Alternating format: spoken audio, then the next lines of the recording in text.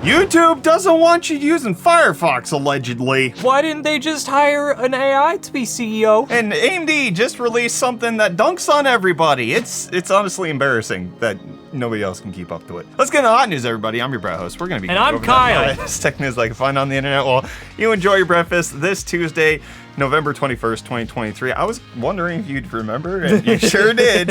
It happened. Thank you, Kyle, for doing all of that. But everybody who's watching over on Firefox might be having to wait 5 seconds before they hear that little bit. Coming to you from the future. Or the past? I don't know exactly how that works, but it turns out there are at least reports coming out that YouTube is actually just implementing a 5-second delay before you're allowed to watch YouTube videos over on Firefox. Users are posting about this over on Reddit in different forums, and it turns out some users are able to actually verify this information, and other users have found that this is because there's a specific timeout script on Firefox that is not present on any other browser. The whole function is, please wait 5 seconds. Yeah, and I've seen multiple different angles and a bunch of people kind of contradicting each other on Reddit in big long threads where people are arguing about what the actual problem is. Right, so it is not quite clear whether or not this is intentional or just some sort of oopsie bug that's happening. Additionally, it is not happening to everybody. If you're watching on Firefox, there is not a guarantee that you're getting a 5-second delay. It appears to be based on certain people's users' accounts, and if they switch over to Chrome, then everything's fine. Although some people have said it's because they're using an ad blocker, but then there's other people who don't use ad blockers who are also having this happen, and it's not. It seems to be Firefox and or ad blocker adjacent. Or just a bug. Just like a piece of script got put where it wasn't supposed to. Bugs buzz around. This is on the internet. Thank you, Kyle.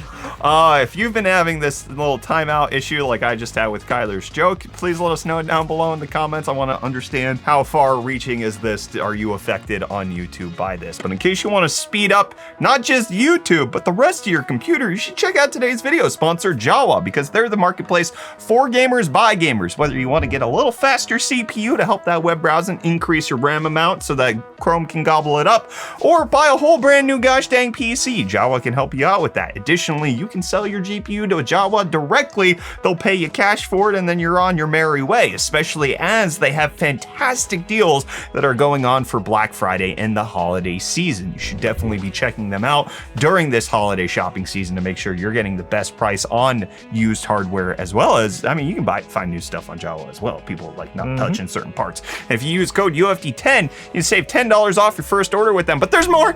They actually have a little holiday gift guide, the Ultimate Tech Tuber gift guide, in case you're looking at finding how much money you should be spending on certain things, what's the best CPU GPU combo in a given price bracket. Jawa has that for you with their Ultimate Tech Tuber gift guide for this holiday season. And then lastly, they have a PC giveaway going on.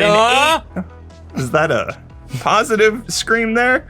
They've got an $1,800 7600X 4070 Ti. They partnered up with Enermax and Oris to bring this to you. You can enter to that via the links in the video description. So check out Jawa if you're a gamer looking to buy, looking to sell this holiday season, and you want to know how to get a gift for somebody else, or you want a free PC for yourself. Jawa, honestly, it makes sense. Just go check it out. You like PCs? Jawa. Jawa. Jawa. PC?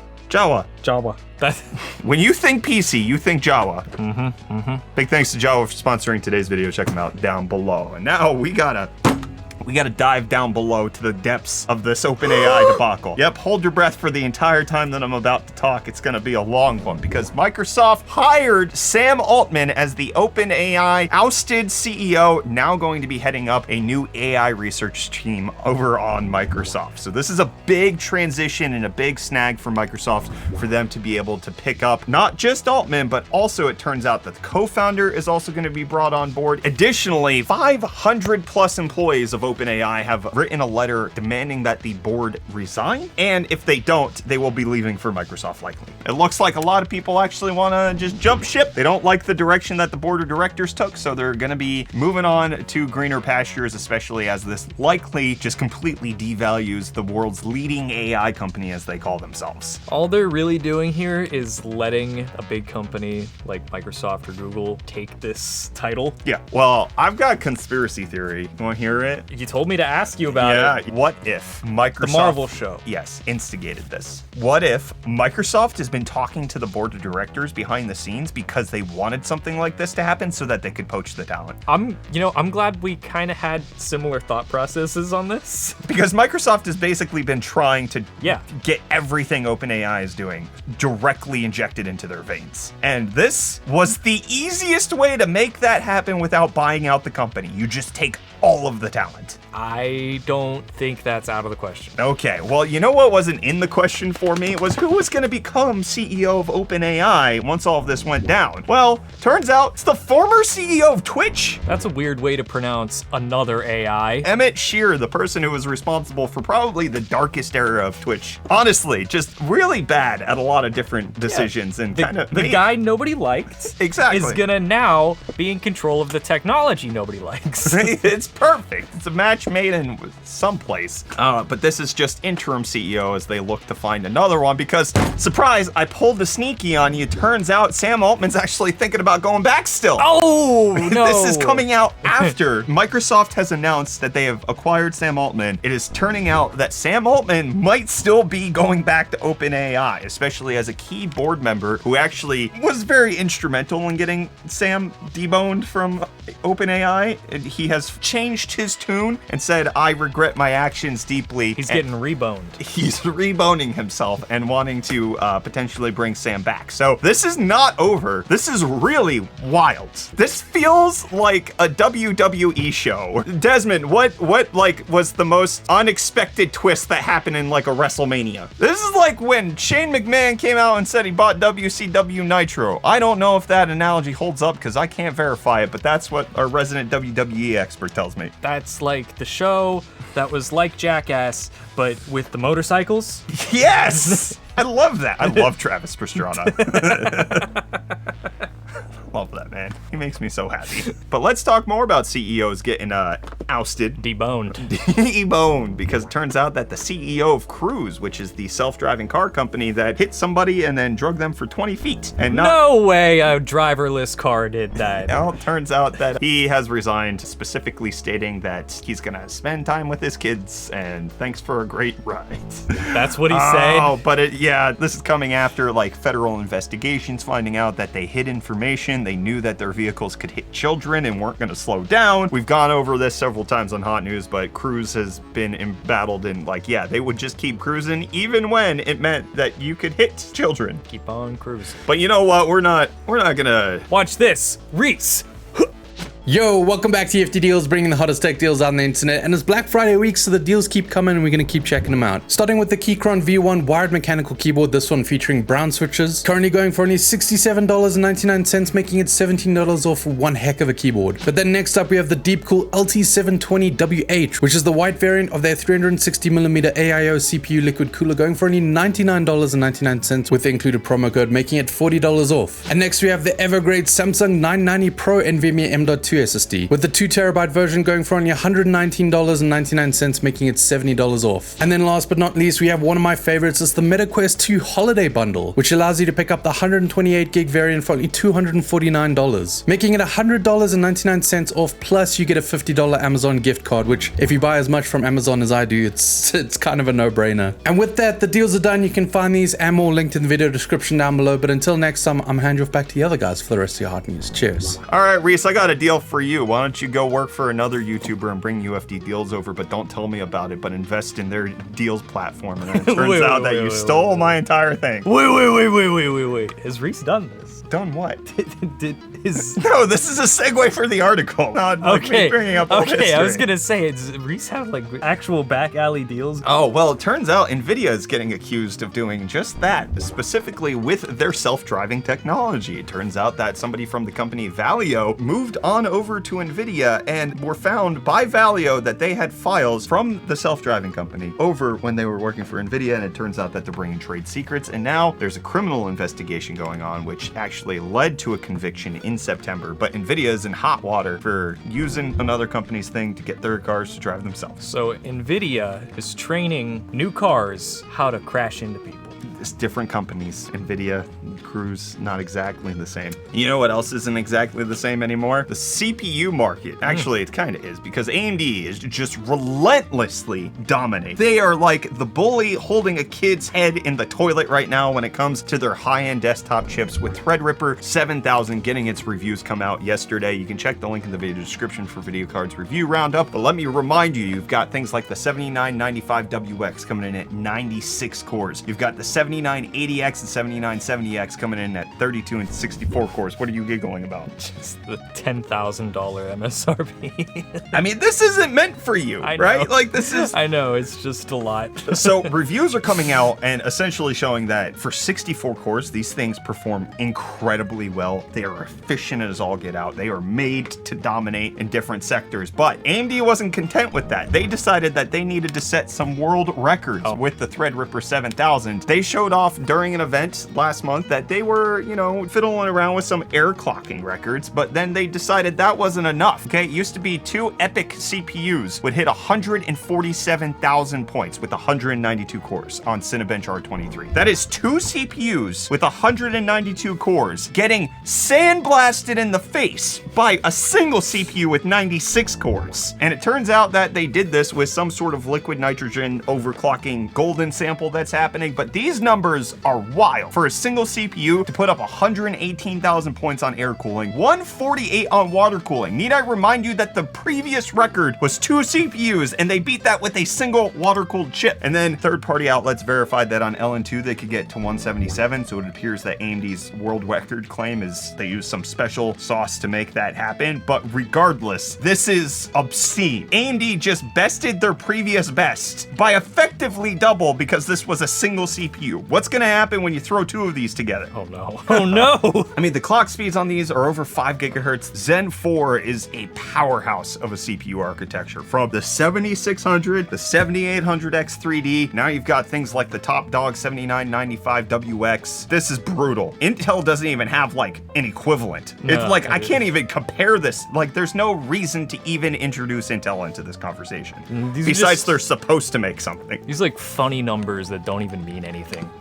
Well, you know what is funny sometimes? These little fellas, these little cutie pies. Oh, you think they're cutie pies? Mm-hmm. Yeah, that's what I'm talking about. But they're also nerds. Talk about them. So I wanted to save this one for you because we got some Portal commentary, all right? We got the Indulger saying, I think the thing with the PS Portal we can all agree on is that you can get a very similar, possibly better experience with the $15 phone grip. The list of compromises and limitations Sony implemented is frustrating. Bluetooth, Wi-Fi login, Netflix, etc. For most people, $200 is a waste. For a very select number of people who have the money, they will like the product and be happy with it. Objectively, it's not a good, sensible purchase, but I can see how someone might enjoy the experience in that limited window of functionality. I think if it's something you can enjoy, it's sensible. Like, if you have the How money, dare you enjoy something that I can't figure out? it's not for everybody, guys. Everybody's freaking out about this. But I would argue that you cannot get a very similar experience with a $15 phone grip. no, because you're sacrificing your phone. Yeah, I use my phone for things while I'm gaming. But you can also have the argument that like, oh yeah, I can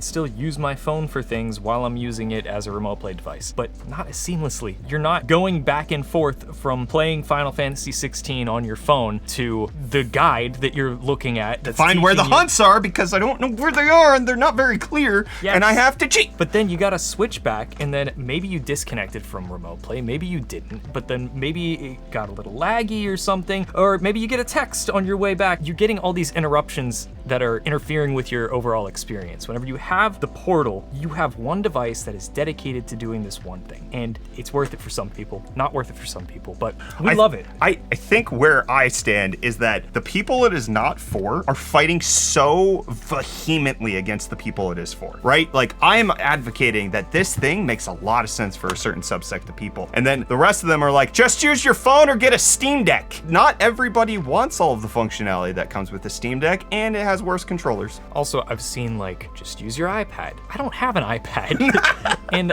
An iPad is more expensive than a Portal. It's a no-nonsense device. You just get it, you connect it to your account, you connect it to the internet, and it just works. I also saw people saying that it only works on local Wi-Fi, which is just not true. We used it on Starlink in a park. Yeah, which also people were saying, like, why would you use Starlink? Who uses Starlink? Lots of people use Starlink. Have you seen all those satellites up there? I got thousands of them. They'd be flying all over. I think with the Portal, I land on the people who are against the device are the people it is not for, and they are poo-pooing the people it is for. And I am here to say poo-poo on me. I will be the lightning rod of poo. This is a sensible device for a specific set of people, and it makes me so dang happy. I have played more games on the Portal this weekend than I have on my PS5 anytime recently. I spent the whole weekend using it. It was fantastic. We're yumming your yuck. Yeah, you're trying to yuck our yum. We're yumming your yuck.